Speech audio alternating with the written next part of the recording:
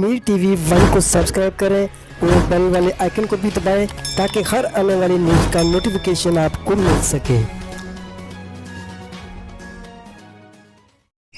जैसा कि आप सबको पता है कि गुज़श्ता दिनों खरटा के अंदर एक वाक़या हुआ था समलार के मुकाम पर, जहाँ एक मासूम बच्ची के साथ ज़्यादती की गई थी और बड़ी तगोदौड़ के बाद वो मुलज़िम गिरफ़्तार हुआ है। इस गिरफ़्तारी में खरटा प्रेस क्लब के मेम्बरान का भी अहम रोल रहा है।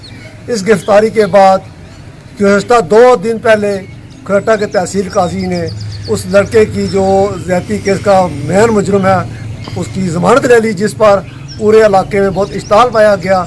लेकिन सेशन कोर्ट ने फ़ौरन उसका नोटिस लिया और आज उस मुलज़िम को दोबारा गिरफ़्तार कर दिया, जिससे अवाम इलाका ने एक सुकून का सांस लिया। देखें इस तरह के ये अगर फैसले इस तरह के होंगे तो फिर कानून की हुक्मरानी कहाँ कायम होगी, बेसहारा और गरीब लोगों को इंसाफ कहाँ मिलेगा। ये फिर इंसाफ तो बड़े लोगों का हुआ। आज इस फैसले से गरीब आवाम ने का भी सर फख्र से बुलंद हुआ है।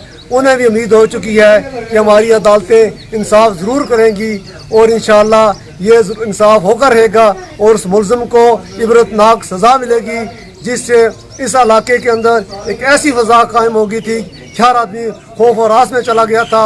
एक तरफ कोरोना वायरस का जो था वो खौफ था, दूसरी तरफ इस तरह मासूम बच्चियों के साथ ये ज़्यादती जिसकी हम भरपूर मजम्मत करते हैं। मैं इस मौके पर खरटा प्रेस क्लब के लोग मेम्बरान का भी शुक्रिया अदा करता हूँ, जिन्होंने बहुत तगदो की इस मामले में अपना भरपूर किरदार अदा किया और थाना पुलिस खरटा और ASP कोटली खुर्रम इकबाल ने भी अपना भरपूर किरदार अदा किया।